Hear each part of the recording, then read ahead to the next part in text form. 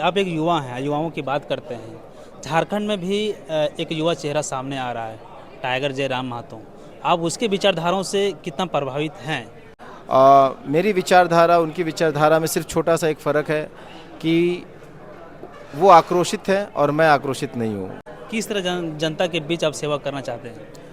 सबसे पहले तो विकास का मायना बदलना चाहता हूँ। ये विकास जो लोग मान लिए हैं कि हमारी नाली बन जाए, हमें राशन कार्ड मिल जाए, हमें बीपीएल कार्ड मिल जाए, यही मेरा विकास है। हमें पीने का पानी मिल जाए, बिजली, तो ये विकास नहीं है। मैं इसे विकास नहीं मानता। ये मूल्य अधिकार है आपका। हजारीबाग लोकसभा क्षेत्र में आपका मांडू विधानसभा क्षेत्र भी आता है। जयराम महतो को आपका मांडू विधानसभा क्षेत्र में काफ़ी प्रभावित देखा भी गया।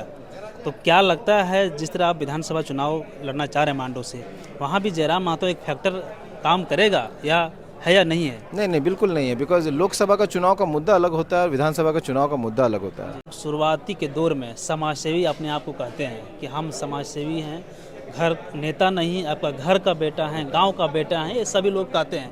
लेकिन चुनाव जीतते ही वे सब भूल जाते हैं। तो क्या नाजिर अंसारी भी ऐसे ही करेंगे? चुनाव जीतते ही लोगों के बीच जाना छोड़ देंगे, भूल जाएंगे, या क्या रहेगा कुछ? देखिए, मेरा तो ये परिवार है, घर है।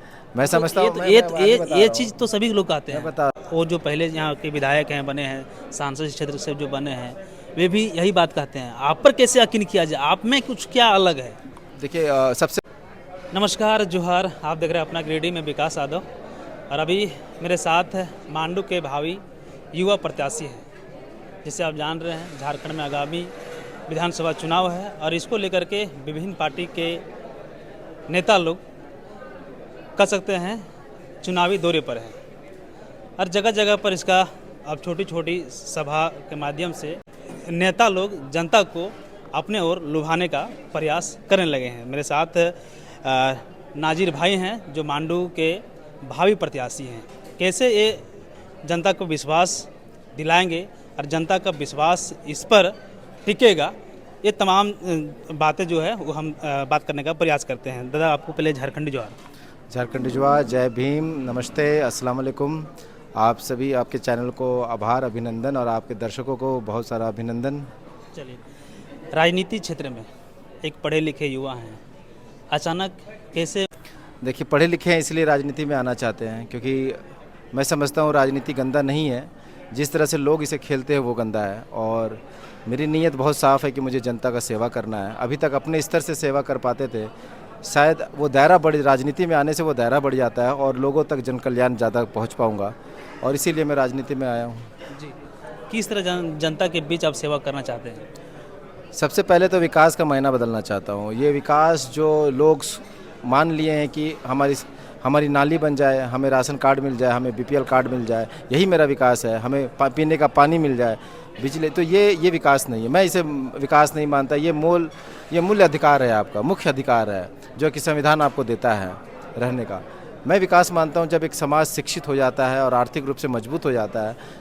कोई भी समाज जब आर्थिक और शिक्षित रूप से मजबूत हो जाता है तो कहीं ना कहीं राज्य मजबूत हो जाता है और साथ ही साथ देश मजबूत हो जाता है। तो मैं इस पे ज़्यादा फोकस करूँगा कि हमारा जो समाज है ज़्यादा जागरूक बने और शिक्षा की तरफ ज़्यादा जोर दें। इस चुनाव में किसी पार्टी से आ रहे हैं या निर्दलीय तौर पर चुनाव लड़ रहे हैं आप? फिलहाल अभी तो निर्दलीय हूँ, और उसी पार्टी से आगे मैं जो जनता की विचारधारा और हमारी विचारधारा पे काम करेगी, शायद तब देखा जाएगा। यानी मन है कि अगर किसी पार्टी से ऑफर आए तो आप पार्टी में जा सकते हैं? डिपेंड करता है कि उसकी विचारधारा कैसी है। अगर हमारे जनता की विचारधारा से मैच करती है तो बिल्कुल जाएंगे, क्योंकि वो एक आधार बनेगा। क्योंकि संगठन जो होता है, पार्टी जो होती है, बहुत बड़े स्तर पे होती है। हम अभी छोटे से हैं, और अगर किसी गार्जियन का हाथ मिल जाएगा तो शायद मैं अपने विचारों को और अच्छे से खुल के रख सकूँगा। झारखंड में कई पार्टी है, या कह सकते हैं झारखंड में राष्ट्रीय पार्टी भी है, तो आपकी विचारधारा और जैसे आप पार्टी को आप देख रहे हैं, उस पार्टी का विचारधारा किससे मेल खाता है? देखिए, जिसकी नीयत जनता का सेवा करने का होगा, जिसकी नीयत यहाँ के जन योजनाओं को ज़मीनी स्तर पर लाने का होगा, मैं उन्हीं के साथ जाऊँगा। जो भेदभाव जाति पात धर्म ना करे, उनके साथ जाना चाहूँगा। क्योंकि मैं यहाँ जाति का राजनीति नहीं, जमात का राजनीति करने आया हूँ। तो ये जो धर्म की राजनीति करते हैं, मैं उनके साथ कभी नहीं जुड़ूंगा। आप इधर जय भीम भी बोलते हैं, कहते जाति का नहीं जमात का राजनीति करेंगे, आखिर कैसे लोग समझेंगे? मैं नमस्ते भी बोलता हूँ, मैं जय भीम भी बोलता हूँ, मैं झारखंडी जोहार भी बोलता हूँ, मैं अस्सलाम वालेकुम भी बोलता हूँ, सत श्री अकाल भी बोलता हूँ। यही जमात है। चलिए, आप एक युवा हैं, युवाओं की बात करते हैं। झारखंड में भी एक युवा चेहरा सामने आ रहा है, टाइगर जयराम महतो। आप उसके विचारधाराओं से कितना प्रभावित हैं? देखिए, मोस्ट वेलकम। युवाएं अगर राजनीति में आ रहे हैं तो बहुत अच्छी बात है। ये एक अच्छा साइन है हमारे झारखंड के राजनीति के लिए। मेरी विचारधारा उनकी विचारधारा में सिर्फ छोटा सा एक फ़र्क है कि वो आक्रोशित हैं और मैं आक्रोशित नहीं हूँ। मुझे मेरा मानना है कि सरकार की जितनी भी योजनाएं हैं और एडमिनिस्ट्रेशन जो उस योजनाओं को इम्प्लीमेंट करती है, उसका मैं बीच का प्रतिनिधि हूँ। तो जनता की जो समस्याएं हैं वो मेरा काम है कि वो एडमिनिस्ट्रेशन तक पहुँचाना।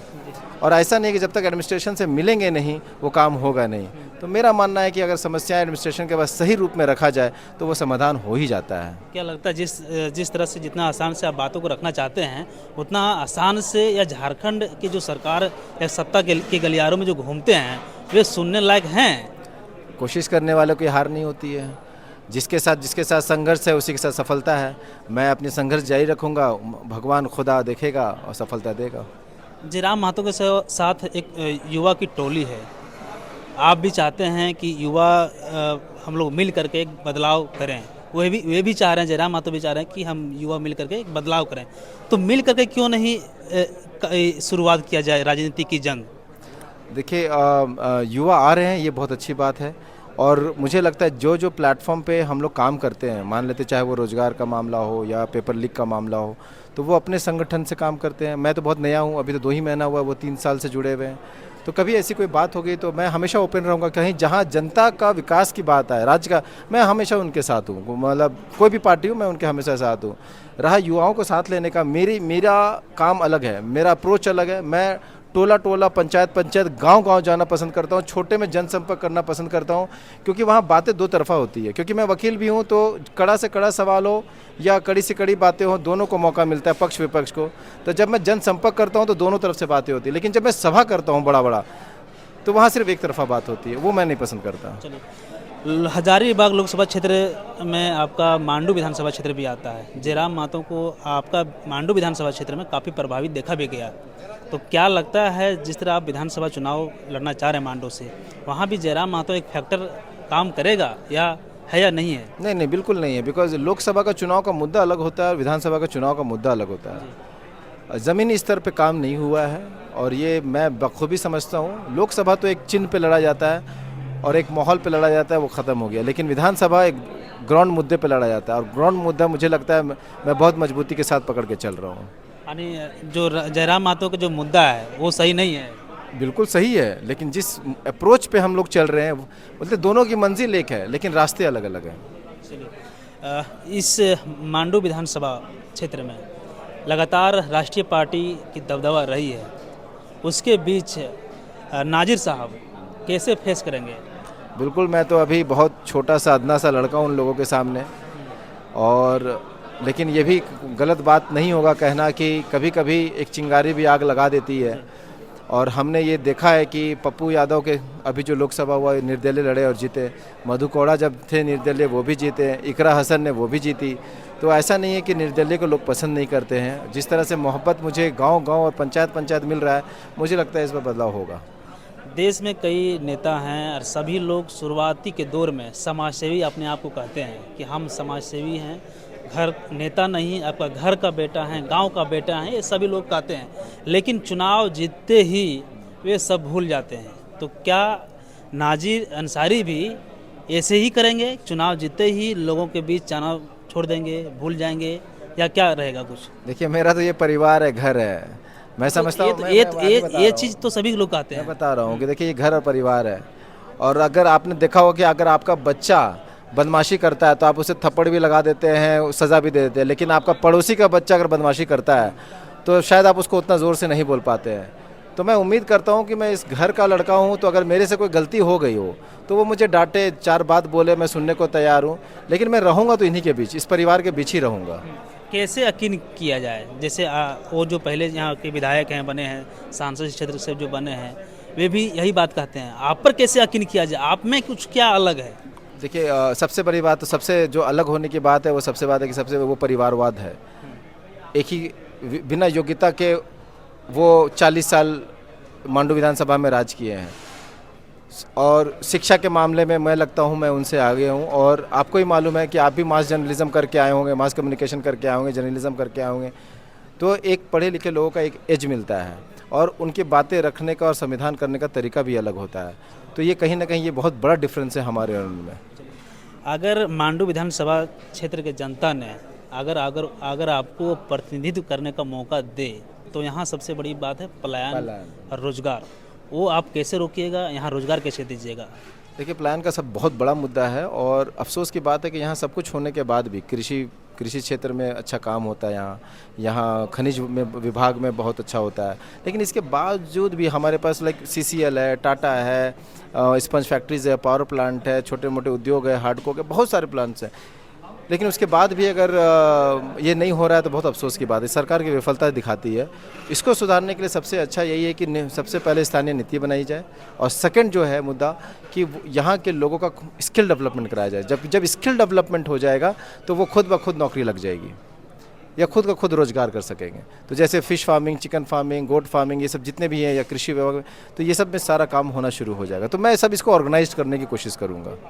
जी, तो ये है डॉक्टर नाजिर अंसारी जी, जो मांडू विधानसभा के भावी प्रत्याशी हैं। और कहीं ना कहीं जिस तरह इनके बातों से जो सुनने को मिल रहा है कि आप मांडू विधानसभा में एक नई बदलाव की ओर बढ़ सकते हैं। तो आपकी राय जो भी हो कमेंट कर जरूर बताइएगा। हम प्रयास मेरा रहेगा कि मांडू विधानसभा क्षेत्र के हर गांव गली में जाकर भी आपको खबर दिखाने का।